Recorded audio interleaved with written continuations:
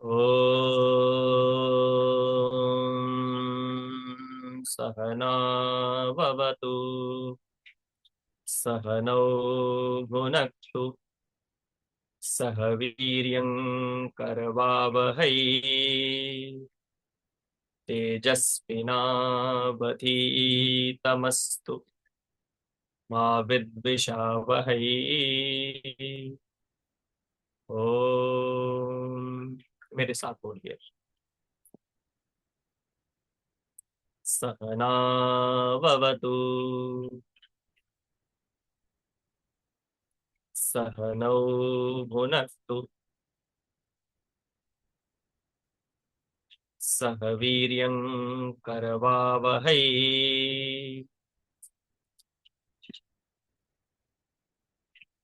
तेजस्विनावधीतमस्तु मा विद्विषावहै।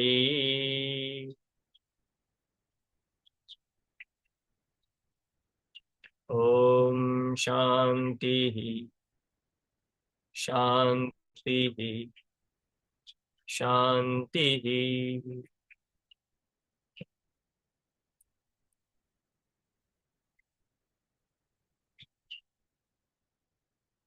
अध्याय 2, वल्ली 1, मंत्र संख्या 2।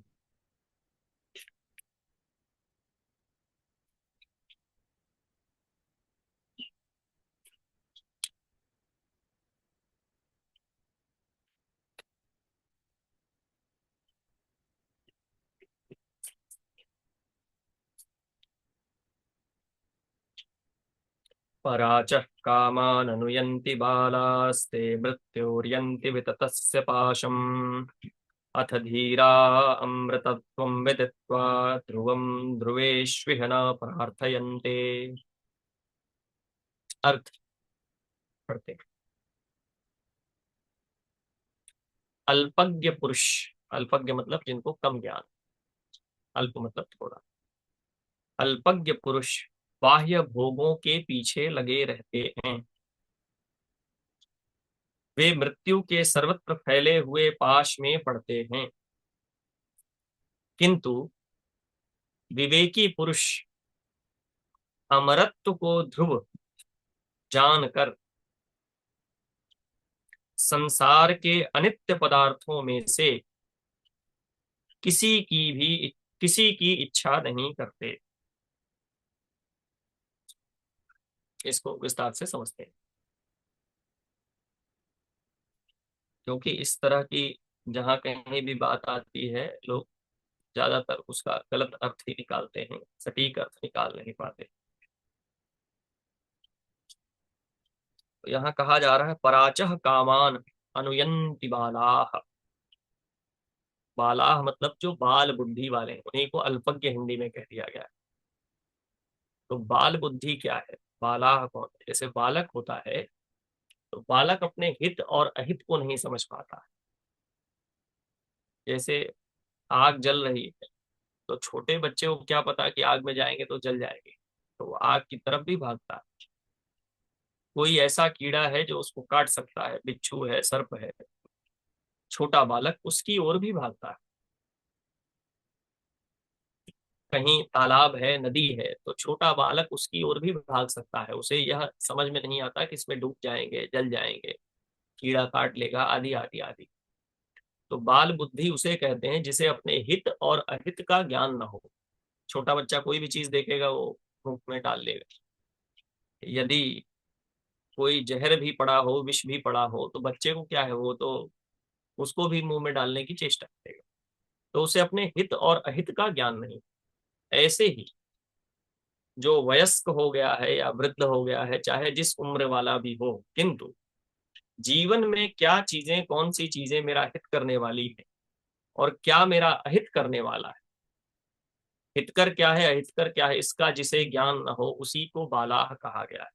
उपनिषद में कई जगह पर बालाह शब्द लोगों के लिए प्रयोग किया गया है। बालवत किसी को बताया गया है, ये बालवत है, बालक है। वहां पर अर्थ यही है कि जिसे अपने हित और अहित का ज्ञान न हो। इसीलिए आदि शंकराचार्य जी ने एक छोटा सा ग्रंथ लिखा है, प्रश्नोत्तरी।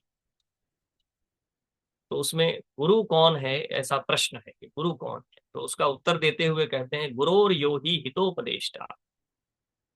गुरु यह ही हित उपदेष्टा। हित का उपदेश करने वाला ही गुरु है। जो आपके हित का उपदेश करे वही आपका गुरु है, जिसमें आपका हित हो, परम हित हो, वही गुरु। तो यहाँ कहा पराचह कामान, पराचह मतलब बाह्य। पिछले भी शब्द में यह पिछले भी मंत्र में यह शब्द आया, परांग पश्यति, ऐसा करके। तो पराचह कामान, कामान मतलब कामना करना, इच्छा करना, ऐषणा भी कहते हैं उसको। तो बाह्य भोगों की कामना करते हैं। फिर कहा अनुयंती, अनु अनुयंती मतलब अनुगमन करना, किसी का अनुगमन करना यानी पीछे चलना, उसके पीछे भागना, उसके उसको फॉलो करना। तो जो बालाह बाल बुद्धि वाले हैं, जो हित अहित का ज्ञान अपने नहीं रखते। क्यों? क्योंकि उन्हें हित अहित का ज्ञान किसी ने कराया नहीं, भान नहीं कराया, कोई गुरु टकराया नहीं, या टकराया भी तो उन्होंने समझा नहीं। और जीवन में सबसे बड़ा गुरु जीवन स्वयं है। जीवन भी लोगों को बार बार सिखाता है, तो भी कई लोग अपने हित अहित का ज्ञान नहीं सीख पाते। अभी कल ही एक सज्जन की वार्ता चल रही थी। वो यहाँ आया करते थे हमारे पास। तो अंतिम अवस्था में कुछ जमीन आदि का विवाद, और कुछ कुछ ऐसा था कि परिवार में बच्ची को देना है, आदि आदि इस तरीके की बातें थी। तो बड़े भक्ति भावी व्यक्ति थे, उनकी एक ही लड़की थी।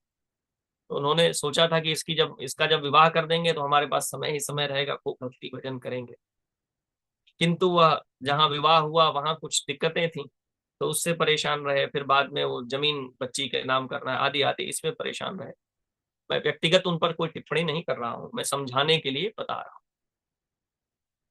तो उस जमीन के ही पूरे प्रकरण में कि जमीन अभी देना है, उधर देना है, ये पैसा इधर करना है, उधर करना है, क्या करना है, आदि आदि आदि, और उसमें भी तमाम दिक्कतें उलझने आई। उसी में परेशान होकर के, पीड़ित होकर के उनकी मृत्यु हो। असमय मृत्यु तो नहीं कहना चाहिए किसी का भी, किंतु कहा भी जा सकता है भौतिक तौर पे लोग जैसा कहते हैं उसके आधार पर। किंतु उनकी मृत्यु हो गई इसी में। और भक्ति भाव सब भूल गए। दिन भर रात भर जो है यही सोचते रहते थे कि अब ये पैसा क्या करें, वो पैसा क्या करें, ये जमीन बिक गई उसका धन क्या करें, वो जमीन उसके पास जाएगी तो ये कर लेगा, वो कर लेगा, आदि आदि आदि आदि, यही सब चलता रहा। और जो उन्होंने सोचा था कि हम भक्ति करेंगे, भजन करेंगे, बिटिया की शादी हो जाने के बाद, वह सब कुछ हुआ नहीं। तो इस प्रकार जो नाना प्रकार की बाह्य कामनाएं हैं, बाह्य इच्छाएं हैं, बाह्य भोग है, उन्हीं में जो रमण करता है, अनुयंती उनके ही पीछे भागता है। और बाला अपने हित अहित का ज्ञान नहीं कर पाता। उनको तो बताने वाला भी था, वो समझते भी थे, किंतु फिर भी समझ करके भी न समझना, ये भी बाल बुद्धि। एक को तो हित अहित का ज्ञान ही नहीं, तो वो तो बालक है ही। किंतु हित और अहित का ज्ञान होते हुए भी अपने हित को न चुनना, ये मूर्खता है। ये फिर बालपन नहीं, ये फिर मूर्खता। तो इसलिए यहां कहा गया, ऐसे लोगों की फिर गति क्या होती। तो कहा ते मृत्योर्यंति विततस्य पाशम। वितत, विततस्य कहने का अर्थ है जिसका विशाल फैला हुआ जो है, बाहें हो या जो फैली हुई हो। तो कहा मृत्यो, मृत्यु के, ते मतलब वे लोग, मृत्यो, मृत्यु के, विततस्य फैले हुए, पाशम जो पाश है उसका। पाश समझते हैं, जैसे भैंस को किसी रस्सी वस्सी से बांध देते हैं, सिक्कड़ से बांध देते हैं, तो उसको पाश कहते हैं। तो ऐसे ही आदमी जो है मृत्यु के पाश से बंधा हुआ है। तो मृत्यु का पाश चारों तरफ फैला हुआ है, उस पाश में बंध जाते हैं और मौत उनको जल्दी से खींच लेती, कहती आओ बेटा। और यहाँ मृत्यु के कई अर्थ हैं, हमने पहले भी समझा था।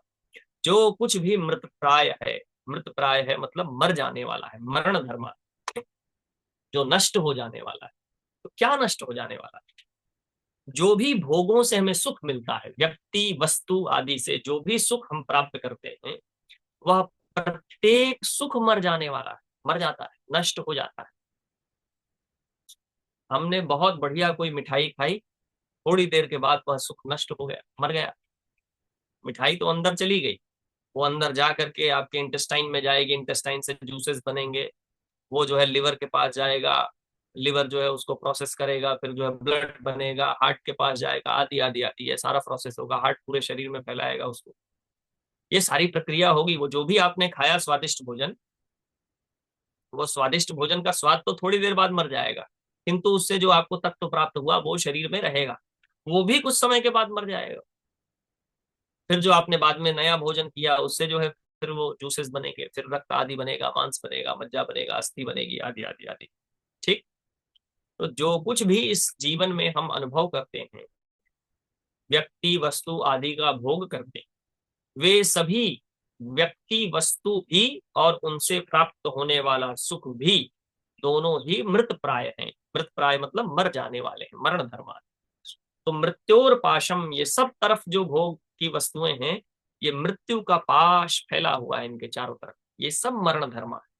और चूंकि मरण धर्मा है, इसलिए ये स्थायी सुख प्रदान करते ही नहीं। ये हमने पहले भी समझा था। इसीलिए स्थायी सुख न प्रदान करने कारण से बाद में इन्हीं वस्तुओं और व्यक्तियों से दुख होता है, कष्ट।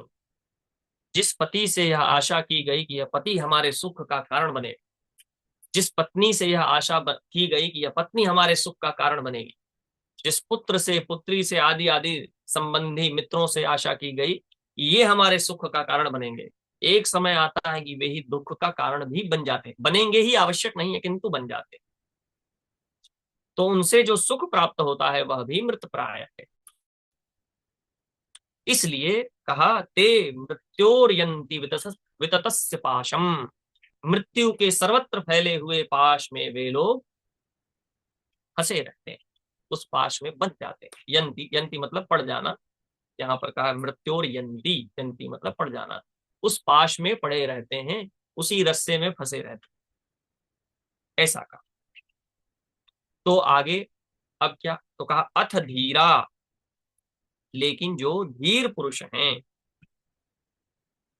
वे क्या करते हैं, अमृतत्व विदित्वा, विदित्वा मतलब जानकर समझकर, अमृतत्व जो अमृत है, जो मरता नहीं, जिसके विषय में हमने पहले चर्चा की है विस्तार से, जो मरता नहीं उसको जानकर के, कुछ ऐसा भी तत्व है जो नष्ट नहीं होता, जो मरता नहीं, उसके विषय में जानकर क्या करते हैं।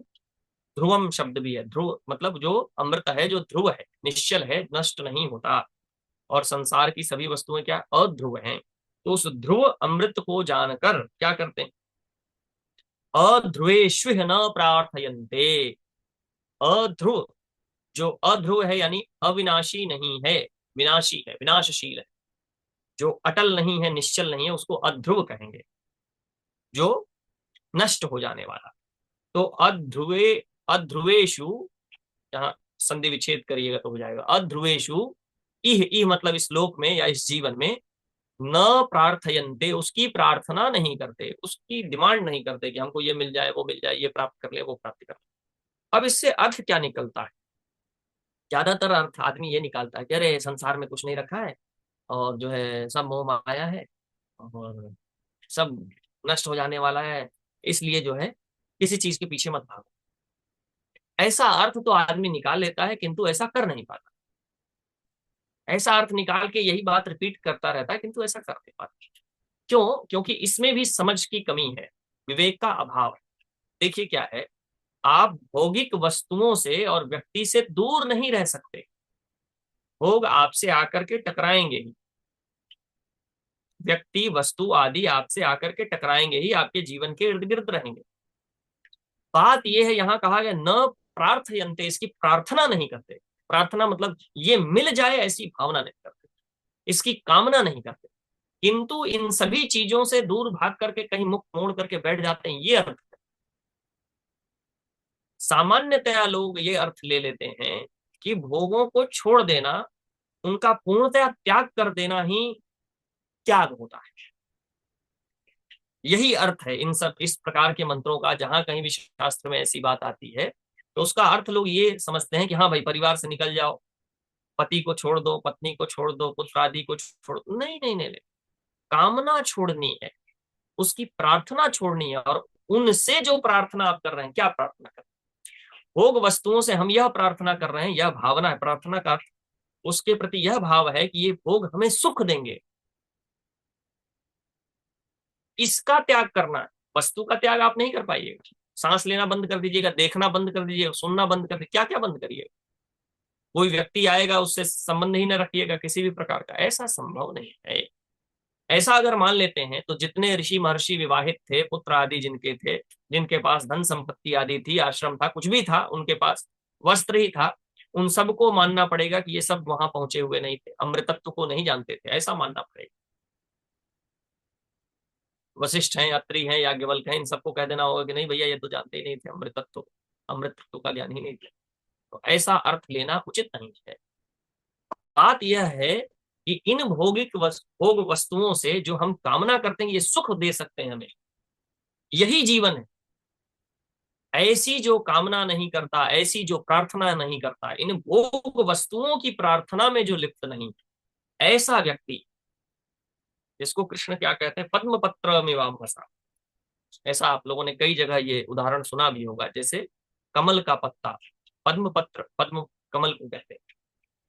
तो अंभस में अर्थात जल में रहते हुए भी कमल का जो पत्ता होता है वह जल से लिप्त नहीं हो। उस इसका अर्थ ये नहीं कि उसमें जल आके कभी टिकता नहीं, जल आके रह भी जाता है पत्ते पर, लेकिन जरा सा झुका और पत्ता जो है बिल्कुल जल साफ उस पर। तो जल में रहते हुए भी उसका जो पत्ता है वो जल से चिपकता नहीं। तो आपके ऊपर कभी ओस पड़ेगी तो आकर के बूंदें रहेंगी नहीं आपके ऊपर, ऐसा नहीं, रह सकती, किंतु वे आपसे चिपके नहीं, आप उनसे चिपके नहीं, ऐसे बन जाओ। वो जंगल में भाग जाने में और कंदरा में चले जाने में ही त्याग नहीं, वही इनका अर्थ नहीं। इस प्रकार के जितने भी मंत्र जो भोग की दूषणा करते हैं, भोगों को के त्याग की बात करते हैं, उसका अर्थ यह न निकालिए कि इन सब से विमुख हो जाना ही, वस्तु व्यक्ति से विमुख हो जाना ही भोगों से मुक्त हो जाना है, ऐसा नहीं। क्योंकि आप इनसे विमुख हो करके भी इनकी कामना कर सकते हैं। आपके पास मर्सिडीज नहीं है इसका मतलब ये थोड़ी है कि आप मर्सिडीज की कामना नहीं कर सकते, कर सकते हैं। कोई व्यक्ति विवाहित नहीं है तो क्या वो स्त्री की या पुरुष की कामना नहीं कर सकता? ऐसा तो है नहीं, कामना तो कर ही सकता है। विवाहित हो करके भी कोई दूसरे व्यक्ति की कामना कर सकता है, दूसरे पुरुष की या दूसरे स्त्री की कर सकता है। तो समस्या उस कामना में है, न कि वस्तु और व्यक्ति में है।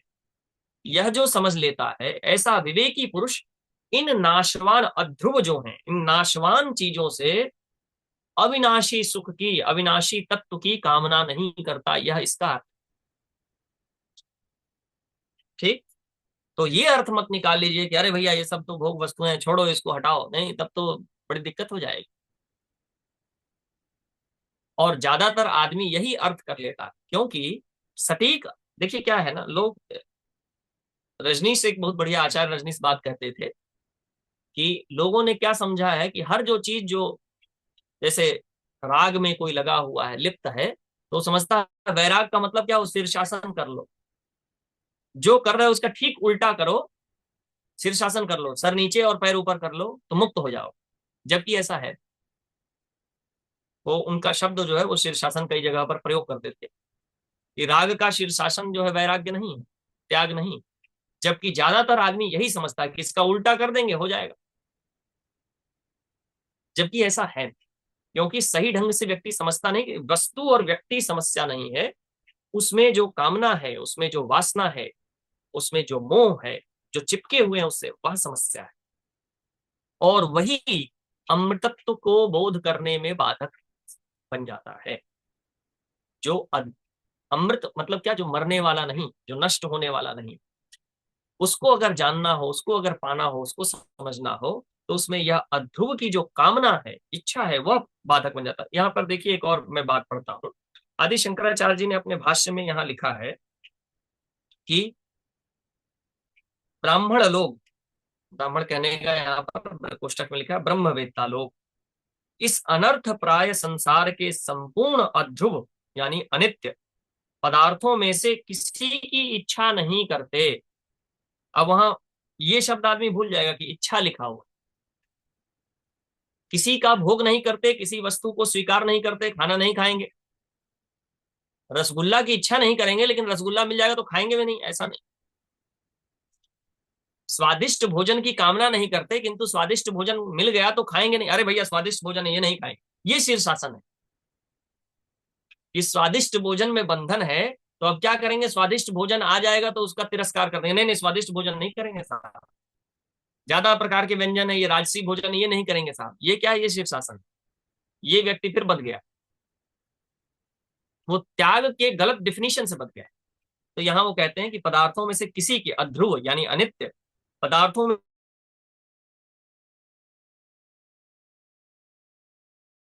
किसी के मन में आ सकता है कि इच्छा नहीं करना, कामना नहीं करना इतना इंपॉर्टेंट क्यों है? आप देखो ना कि व्यक्ति अशांत क्यों है, दुखी क्यों है, परेशान क्यों है, क्यों है? आज तक आपने जो फॉर्मूला लगा करके जीवन जिया है, उस फॉर्मूला में कुछ तो प्रॉब्लम है ना। ये आप 30 साल, 40 साल, 50 साल, 60 साल, 70 साल, 80 साल बीत जाने पर भी जो है अंदर से शांत नहीं हो, एकदम स्थिर। आप दूसरे को मूर्ख बना सकते हो, स्वयं से तो पूछो अकेले में, क्या आप एकदम अंदर से शांत हो, एकदम अंदर एकदम शीतलता है, स्थिरता है, क्या ऐसा है? नहीं है। क्यों नहीं है? तो फॉर्मूला, उस फॉर्मूला में प्रॉब्लम है, वो फॉर्मूला आपको चेंज करना पड़ेगा। नहीं करना है कोई बात नहीं, मस्त जियो, कोई दिक्कत नहीं। देखिए भारतीय जो ऋषि महर्षि रहे हैं, उन्होंने भोगों को प्राथमिकता नहीं दी, ऐसा नहीं है, दी है बिल्कुल। इसीलिए उन्होंने चार पुरुषार्थ, जीवन के चार लक्ष्य कहे। हमने पहले भी ये समझा था जब ईश उपनिषद पर हम चर्चा कर रहे थे, उन्होंने कहा कि धर्म, अर्थ, काम और मोक्ष। उन्होंने काम की दूषणा नहीं की है, कामनाओं की, इच्छाओं की दूषणा बिल्कुल नहीं की है, तीसरे नंबर पे उसको भी रखा, लेकिन पहले नंबर पर धर्म को रखा। धर्म, उचित अनुचित का ज्ञान करो, सही गलत का ज्ञान करो, क्या करना है क्या नहीं करना है, कर्तव्य कर्तव्य का ज्ञान करो। धर्म, फिर कहा अर्थ, फिर अर्थ का उपार्जन करो। अर्थ आप लोग समझते हैं ना, अर्थ, अर्थशास्त्र, वित्त का उपार्जन करो। फिर उस अर्थ से क्या करना है, काम, काम की पूर्ति करनी है, आपकी कामनाएं जो है, आपकी जो इच्छाएं हैं उसकी पूर्ति करिए।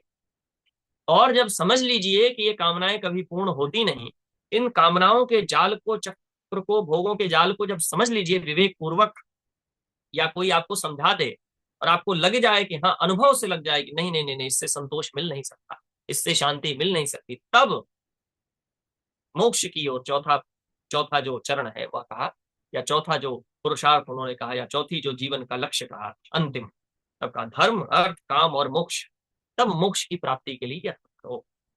तो अभी आप उस अवस्था पे अगर नहीं है, कोई दिक्कत नहीं, खूब अर्थ उपार्जन करिए, खूब काम, जो भी कामनाएं आपकी वो पूर्ण करिए। जब आपको समझ में आने लगे, क्योंकि ये सब पढ़ पढ़ के लोगों को लगे अरे भारत के बाबा जी लोग, बताओ दुनिया कहाँ जा रही है, अमेरिका जो है तमाम प्रकार के आविष्कार किए जा रहा है, यूरोप में हो रहे हैं, और भारत के बाबा जी लोग पढ़ा रहे हैं कामनाओं से मुक्त हो जाओ,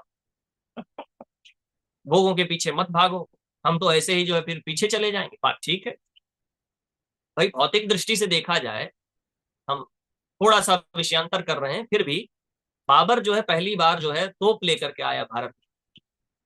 तो हमारे यहाँ के जो लड़ाके थे, योद्धा थे, उनको पता ही नहीं था ये तोप क्या है। उन्होंने तोप चलते हुए, और हमारे यहाँ सेना में हाथी भी होते थे, हाथियों के ऊपर तोप जब चले तो हाथी अपनी ही सेना को रौंदने लगे। आप लोगों को शायद ये ज्ञात हो या ना हो, किंतु कुछ जो राजस्थान के राजपूत राजपूत लोग थे, वो तोप के अंदर अपना उन्होंने सर दे दिया। ये ऐतिहासिक तथ्य है, मैं कोई व्हाट्सएप यूनिवर्सिटी वाला बात नहीं बता रहा हूँ। क्योंकि तोप में आदमी अगर फट जाए तो वो रक्त और मांस अस्थि सब फैल जाता था, तो तोप जाम हो जाता था, वो सही से काम नहीं करता। तो ये भी हुआ युद्ध में कि तोप के अंदर सर दे दिया लोगों ने। इस प्रकार के योद्धा थे। तो बात ये थी कि वो तोप लेके आया, उसकी सेना कम थी लेकिन वो जीत गया। ऐसे ही जब अंग्रेज आदि आए तो उनके पास बंदूक थी, हम तीर तलवार भाला से लड़ रहे थे, उनके पास ऐसा हथियार था जो हथियार ने हमें फेल कर दिया, उनकी संख्या कम होते हुए भी वो हम पर हावी हो गए। तो भौतिक दृष्टि से अगर देखेंगे, अगर आपके पास आधुनिकता नहीं है, आधुनिक नहीं है, तब तो आपको, आप बैठे हैं ध्यान में, कोई आया कहा अरे यार ये सब यहाँ के लोग ध्यान व्यान कर रहे हैं, बहुत बढ़िया जमीन है इनकी, यहाँ पर बड़ा उपजाऊ है, खेती पाती बढ़िया होगी, यहाँ बड़े जो है वैल्यूएबल चीजें हैं, खोदो तो जो है हीरा निकल रहा है और कोयला निकल रहा है, मारो इनको, ध्यान कर रहे हैं सब बैठे हुए। और बड़े शांति प्रिय लोग हैं, शांति शांति शांति लगाए हुए हैं। चलाओ गोली इनके ऊपर, चलाओ बम, चल गया काम खत्म, जय सीताराम। तो ये सबके लिए नहीं है, समझिए। ये उन लोगों के लिए है जो कामनाओं के जाल को देख चुके हैं और जीवन में जो शांति ही चाहते हैं।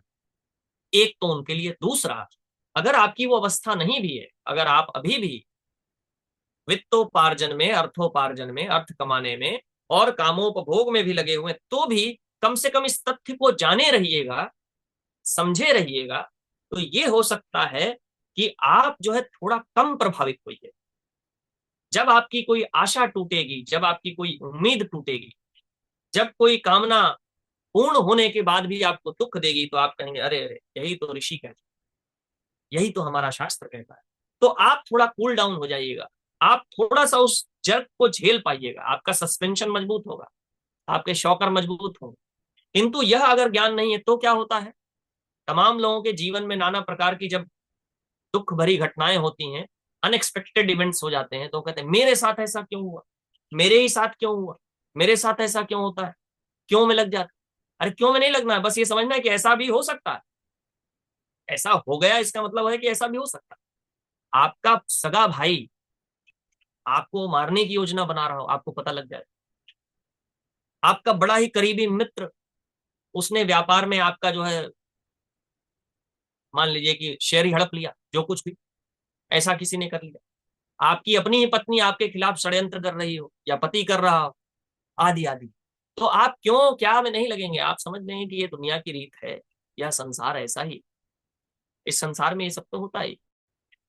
और आप जो है उससे सुख की कामना लगा के बैठे हैं कि नहीं नहीं, यही तो हमारे अपने हैं, ये हमें सुख देंगे, प्रेम देंगे, फलाना देंगे, ढिमकाना देंगे। आप कहेंगे नहीं नहीं नहीं नहीं, ये तो ऋषि महर्षियों ने पहले ही बता दिया है कि बेटा ये सब कभी भी जो है धोखा दे सकते हैं, कभी पलट सकते हैं। तो आपको दुख अगर होगा भी ना, तो थोड़ा इंटेंसिटी कम हो जाएगी। तो आध्यात्मिक जो ज्ञान है, जो शास्त्र का ज्ञान है, वो आपका सस्पेंशन लाइफ का मजबूत कर देगा, आपके शौकर जो है थोड़े अच्छे कर देगा। तो जर्क तो आएंगे, लेकिन जर्क आप थोड़ा अच्छे से झेल पाएंगे। और ये संभावना भी रहेगी कि अर्थ और कामना की पूर्ति के प्रकरण में, चूंकि आप ये जानते हैं, कभी आपको लगेगा कि मोक्ष जैसी भी कोई चीज होती, इन सब से मुक्त हो जाना भी कोई चीज होती है, और उसके लिए भी यत्न किया जा सकता है। तो जीवन के किसी पड़ाव में शायद इस यात्रा को भी आप करने के लिए प्रयास करें। अन्यथा अगर इसका ज्ञान ही ना हो, इसका भान ही ना हो, तो आप इस तथ्य को पूरी तरह दरकिनार करके भोगों में ही लगे रह जाएंगे, और जीवन भर दुखी, परेशान, डिप्रेशन, फलाना ढिमकाना। और आप देखिए, अभी हम देख रहे हैं शहरी नगरी जीवन में जो बच्चे हैं, 12-13 साल के बच्चे, 14 साल के, 16 साल के बच्चे डिप्रेशन का शिकार हैं। और ऐसे ही आप क्लिनिकल डिप्रेशन है, मेडिसिन दी जा रही हैं। 18 साल के बच्चे, 20 साल के बच्चे। हम लोग उस परिवेश में पले बड़े हैं कि माता पिता लात जूता भी मारते थे खूब। यहाँ पे बेटा ये ऐसा नहीं, बेटा वैसा नहीं, बेटा ये नहीं करते, बेटा वो नहीं करते, वो वाले माता पिता हैं। तब बच्चे डिप्रेशन में जा रहे हैं। अब वहाँ मास्टर भी हम लोगों को मारते थे, इधर स्कूल में मार नहीं सकते। हम लोग खूब ये इसको मैं प्रेज नहीं कर रहा हूँ कि लात जूता खाना बड़ा अच्छी बात होती है, लेकिन हम लोग खूब मार पीट खा करके जो है हम फिर भी डिप्रेशन में नहीं गए। मैं डिप्रेशन का भी मजाक नहीं उड़ा रहा हूँ, या डिप्रेशन में जो लोग जा रहे हैं उनका भी मजाक नहीं उड़ा रहा हूँ, किंतु मैं ये कह रहा हूँ कि ये समस्या धीरे धीरे बढ़ती जा रही है। इसके कई कारण हो सकते हैं, एक कारण नहीं है। किंतु यदि अध्यात्म से अगर हम जीवन को पूरी तरह से विलग कर देंगे, यह आध्यात्मिक धार्मिक जो विरासत है हमारी भारत की भूमि की, ऋषियों की जो विरासत है, इसको तिलांजलि आप देंगे, तो ये ग्राफ बढ़ता जाएगा। जैसे वेस्ट में हुआ है वही स्थिति यहाँ पर हो जाए, और वो हो रही है। ये आप में से जो लोग भी थोड़ा सजग हैं, समझदार हैं, वो जान रहे होंगे, समझ रहे होंगे, अपने आसपास देख रहे होंगे कि ऐसा हो रहा है। क्यों? वो शॉक लेने का जो है आपके पास सस्पेंशन मजबूत नहीं, आप शॉक झेल ही नहीं पा रहे हो, आपकी गाड़ी वहीं धस जा रही है। एक जीवन में छोटी सी घटना होती है, और वो छोटी सी घटना आपको आधे घंटे 1 घंटे के लिए वहीं पर गाड़ी को आपके धंसा देती। अब वो गाड़ी वहां से निकल ही नहीं पा रही, छोटा सा जर्क आया और वहीं पर आप फंस गए। आपने अरे ठीक है, कोई बात नहीं, हो गया हो गया। अब कांच की बोतल हमारी टूट जाए, अब हम उसी में परेशान, टूट गई। पंखा खराब हो गया, अरे पंखा ही खराब हो गया, बताओ इतनी गर्मी में। कूलर खराब हो गया, कूलर खराब हो गया, अरे यार एसी काम नहीं कर रहा, एसी वाला अभी बना के आया। अब आप परेशान हो 2 घंटे तक, दिमाग खराब है आपका, कुछ अनाप शनाप बक रहे हो। थोड़ा सा आध्यात्मिक अगर दृष्टिकोण हो आप में, कोई बात नहीं, ठीक है, खराब ही तो हुआ है, फिर से बन जाएगा, क्या दिक्कत, फिर से बुला लेंगे। आज थोड़ा प्रभु की इच्छा है कि थोड़ी सी गर्मी का आनंद लिया जाए, क्या दिक्कत, थोड़ा गर्मी का भी अनुभव कर लेते हैं। यह दृष्टि न होने पर जीवन में दुख और सघन हो जाएगा, तनाव और सघन हो जाएगा, डिप्रेशन बहुत जल्दी आएगा, नींद नहीं आएगी, नींद की गोलियां ले रहे हैं 20 से 21 साल के बच्चे। ये समस्या है, जो पहले 50 60 70 वाले जो है किसी किसी को चलती थी गोली, वो आज 20 साल 23 साल वालों को डिप्रेशन की गोलियां चल रही, नींद की गोलियां चल रही, ये स्थिति। तो यह क्यों है? क्योंकि जो हमारा आध्यात्मिक ज्ञान था उससे, एक ही कारण है ऐसा नहीं है, वो विद्यालयों से, हमारे समाज से, हमारे परिवार से, हमारे परिवेश से वह आध्यात्मिक दृष्टिकोण धीरे धीरे गायब हो रहा है, या फिर उसको आउटडेटेड माना जा रहा है। तो जो लोग उसको आउटडेटेड मानेंगे, तो जो अपग्रेडेड वर्जन है, अपग्रेडेड वर्जन में तो यही आएगा, डिप्रेशन आएगा, और क्लिनिकल थेरेपी के पास, थेरेपिस्ट के पास जाना पड़ेगा, इसके पास जाना पड़ेगा, उसके पास काउंसलर से बात करना पड़ेगा, यही सब करना। तो यदि, क्यों हम कह रहे थे ये बात, इसलिए क्योंकि कोई ये पढ़ करके कहे कि अरे भैया क्या करेंगे इच्छाओं से मुक्त होकर, कामनाओं से मुक्त होकर के, क्यों करना है ये सब। तो इसका महत्व अगर समझना हो तो उसलिए हमने यह प्रकरण शुरू किया। तो शंकराचार्य जी कहते हैं,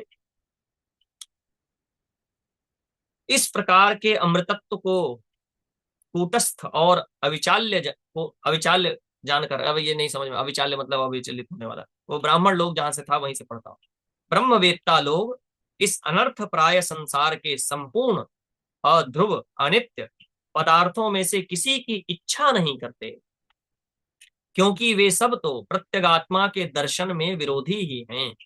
प्रत्यगात्मा हमने समझा था, प्रत्यक्ष जो आत्मा है, जो सबका प्रत्यक्ष करने वाला, उसके दर्शन में ये सब विरोधी हैं। अर्थात वे, यानी कि ऐसे लोग, विवेकी लोग, पुत्र वित्त और लोकेषणा से दूर ही रहते हैं। जब कोई संन्यास धारण करता है तो 3 ऐषणा का त्याग करने के लिए उसे बताया जाता है, पुत्र वित्त और लोक। पुत्र ऐषणा मतलब, तो पुत्र मतलब मेरा पुत्र हो जाए, बच्चा हो जाए, वही नहीं, पुत्र मतलब मेरे बहुत सारे शिष्य हो जाएं, ये भी अर्थ। वित्त, वित्त मतलब हमें धन प्राप्त हो, खूब पैसा प्राप्त हो, और ज्यादा धन प्राप्त हो, दक्षिणा मिले, इसकी ऐषणा यानी कामना नहीं करनी, इच्छा नहीं करनी। और फिर है लोक ऐषणा, लोक मतलब संसार हमको सम्मान दे, लोक में मेरा नाम हो जाए, प्रसिद्धि हो जाए, आदि आदि, ऐसा लोकेशणा कहते हैं, संक्षेप में बता रहा हूं। तो कहते हैं अर्थात वे पुत्र वित्त और लोकेशणा से दूर ही रहते हैं। अब देखिए, लोग समझेंगे इन सब चीजों से, पुत्र वित्त और लोक से दूर रहते हैं, नहीं नहीं नहीं, नहीं। ऐषणा शब्द वहां पे जुड़ा है, लोक ऐषणा से दूर रहते हैं, ऐषणा मतलब इच्छा, कामना, पुत्र की, वित्त की और लोक की कामना से दूर रहते हैं, लोक से दूर नहीं रह सकते। अब आपको प्रसिद्धि मिल रही है, तो आप अगर गलत अर्थ निकालेंगे तो प्रसिद्धि मिलेगी तो प्रसिद्धि से दूर भागिएगा, भाई उसकी कामना से दूर होना।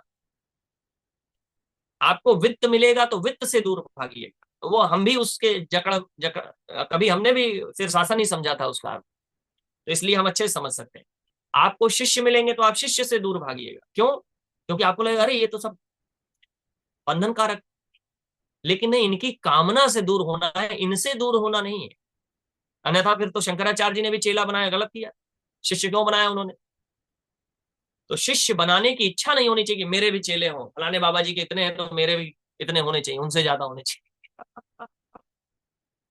ऐसी इच्छा नहीं होनी चाहिए। इसके घर आए हैं तो कम से कम इतनी तो दक्षिणा मिलनी चाहिए, ऐसी इच्छा, ऐसी कामना नहीं होनी चाहिए। वस्तु व्यक्ति में दोष नहीं है, न पुत्र में दोष है, न वित्त में दोष है, न लोक में दोष है, इसकी ऐषणा में दोष है। विवेकी पुरुष के लिए, जो मोक्ष की इच्छा रखता है उसके लिए, जो अमृतत्व की इच्छा रखता है उसके लिए। आज के लिए इतना पर्याप्त है। ठीक, मंत्र पढ़े।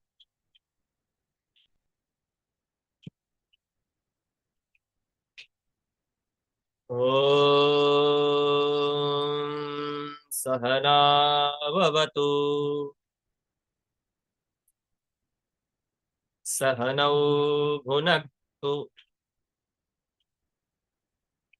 सह वीर्यं करवावहै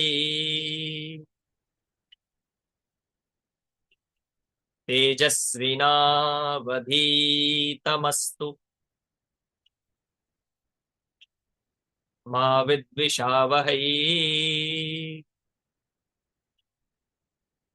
ओम शांति शांति शांति।